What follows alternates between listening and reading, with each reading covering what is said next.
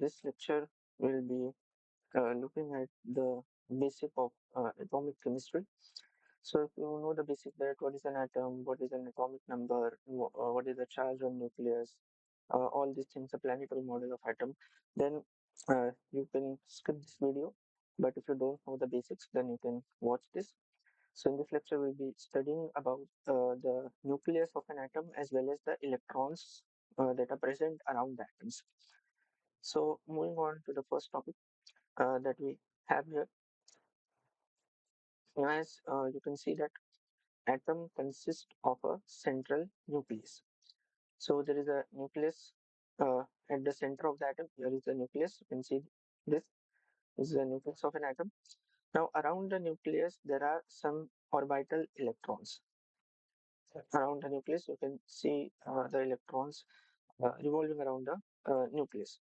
So this is the basic structure of atom that we all have studied since school days. Now, nucleus will always contain protons. So each and every nucleus will have protons in it. Now, all nuclei heavier than hydrogen contains neutrons too. Now, each and every nucleus will not have a neutron, but each and every nucleus will have a proton. The example of the hydrogen. If we take the example of hydrogen, hydrogen is an atom whose nucleus contains only a proton. So, hydrogen, the nucleus of an hydrogen atom, do not contain neutrons. So, apart from hydrogen, each and every atom will have a proton as well as a neutron in its nucleus. Hydrogen is the only atom which have only proton in its nucleus. Okay, now protons and neutrons make up most of the mass of atom. So the mass of atom uh, is mainly because of the protons and neutrons. Now, if we look at the charge on these things, then you can see that neutron is electrically neutral. That is, it has no charge. Okay? So neutron is electrically neutral. It carries no charge. Whereas a proton is positively charged. Okay, protons are always positively charged. So now inside the nucleus, there are two things. One is proton and one is neutron. So neutrons are neutral and protons is positively charged. So therefore, we say that nucleus is always positively charged. So the charge on the nucleus is always positive. Now moving on to the next thing we have, that is the number of positive charge on nucleus is exactly balanced by an equal number of orbital electrons. Now since there is positive charge inside the nucleus, now this positive charge should be balanced by some negative charge. Now from where do we get this negative charge? We get this negative charge from the orbital electrons. So electrons uh, are the particles which contain negative, which have negative charge. So electrons are negatively charged. Okay. So you can remember this, that the positive charge on the nucleus is balanced by the negative charges of the electron. So taking some examples again, here we're taking three examples. The first one is the hydrogen, obviously. So as we have already seen that the nucleus of the hydrogen atom contains only protons. There are no neutrons in the hydrogen atom. So the hydrogen is the first element of the periodic table, and nucleus contain one proton. So when we say that nucleus contain one proton, we can say that there is one positive charge inside the nucleus, or the nuclear charge is plus one. Okay, you can say that also. The nuclear charge is plus one.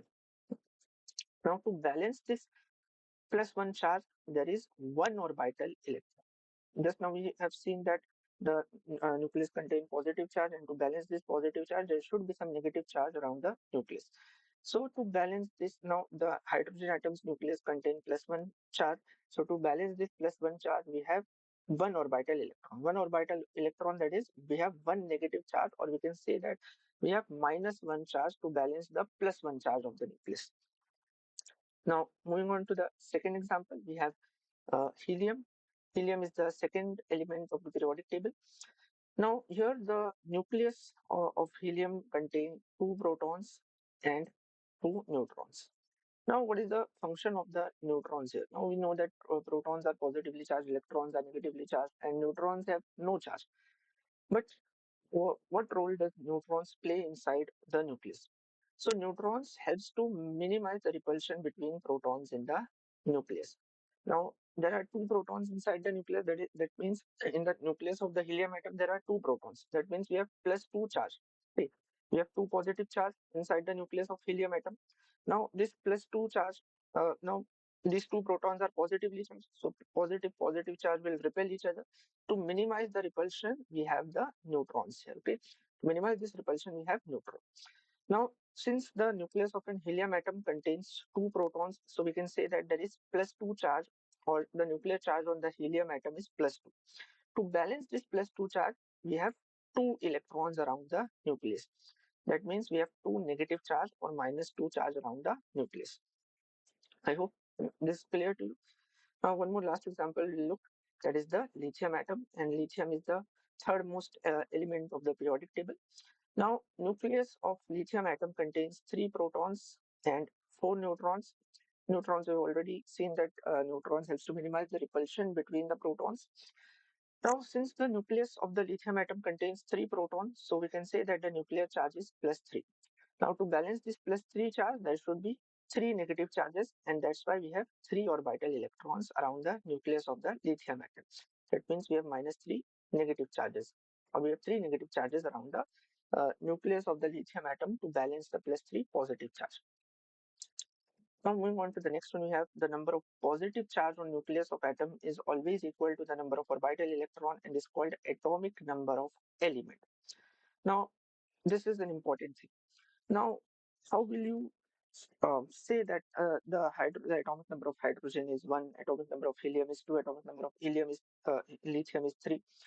Now we say these things on the basis of the number of protons.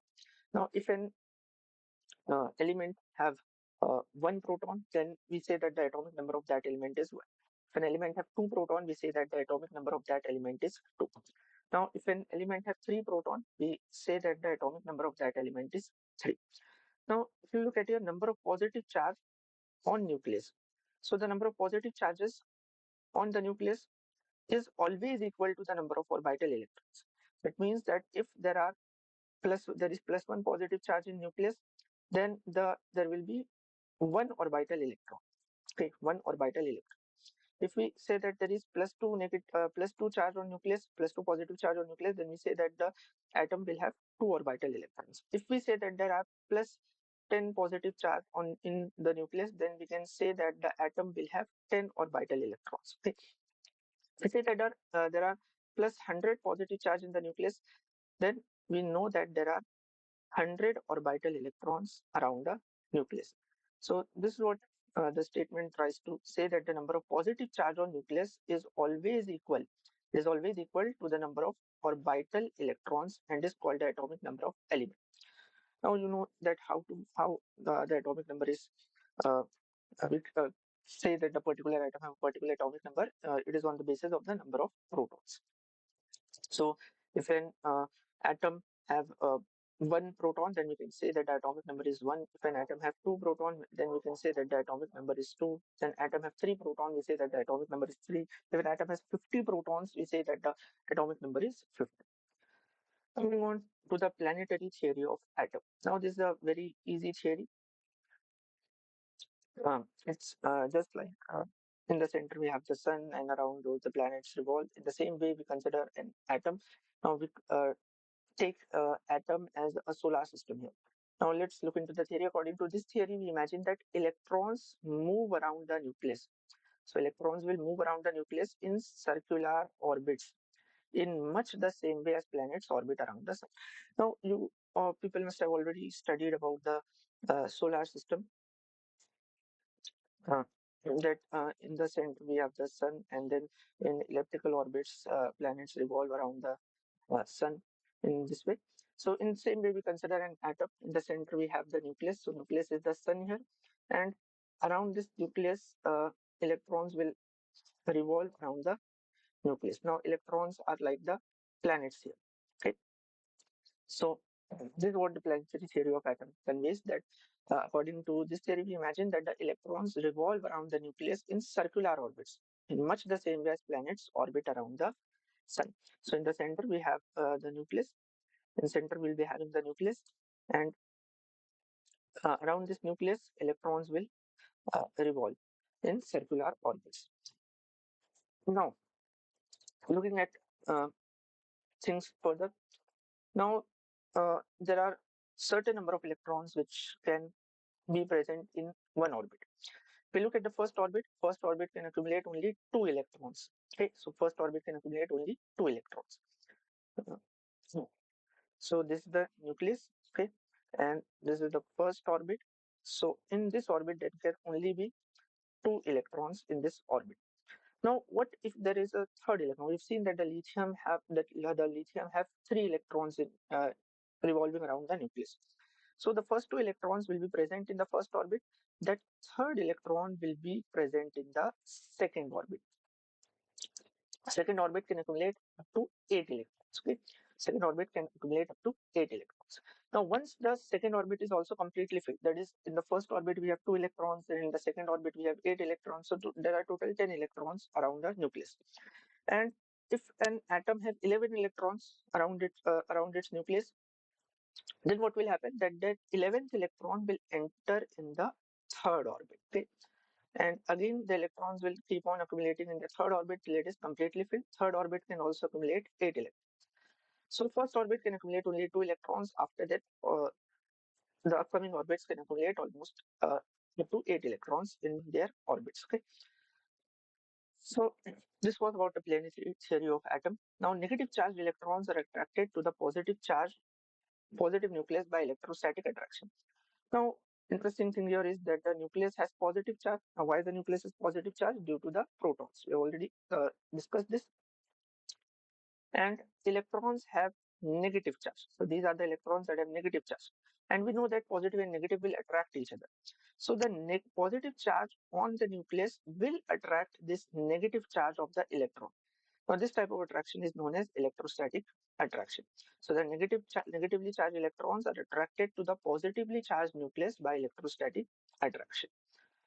Now, moving on to the last part that we have here, that electrons near nucleus. Okay? Remember these things. Remember these things. Electrons near the nucleus is strongly attracted by nucleus and has a low potential energy. Now, if an electron is located closely to the nucleus, that means that if an electron can be located closely to the nucleus if it is present in the first orbit. So this is the first orbit here. If an electron is present in this first orbit, then it is located close to the nucleus. So this is the first orbit we have here. This is the second orbit, and this is the third orbit. Okay. So if an electron is located near the nucleus, it is strongly attracted by nucleus because the distance is low here. The distance is less. The distance between the first orbit and the nucleus is less, so the electrons will be strongly attracted by the nucleus, and therefore the potential energy will be low. The potential energy will be low. So if an electron is located closely to the nucleus, its potential energy is low. Now potential energy is low because again it is stable, so that's why the potential energy will be low. What will happen if an electron is located distant from the nucleus? Now, if an electrons are distant from the nucleus, it is less firmly held and has a high potential energy. Okay, so if the distance increases, the potential energy will also increase. Now, as we can see here, the distance between the nucleus and the third orbit is pretty uh, higher. It's pretty more here. So the electrons which are present in this third orbit are somewhat distantly located from the nucleus. So these electrons are less firmly held because the distance is increased. So the electrons are less firmly held by the nucleus. And that's why the potential energy will increase. So as you will move around the orbits, from in first orbit, the potential energy will be low. In the second orbit, it will be a bit high. In third orbit, it will again increase. In fourth orbit, it will again keep on increasing. So as you will move further away from the nucleus, the potential energy will keep on increasing. So this was the basics about the atomic chemistry. And thank you everyone. If you have any doubt uh, regarding this lecture, and post your doubts in the comment section. I will try to answer each and every one of you. And if you haven't understood this lecture, or if you want me to make certain changes uh, in the way I am teaching, you can surely comment that to in the comment section. Right? Thank you very much.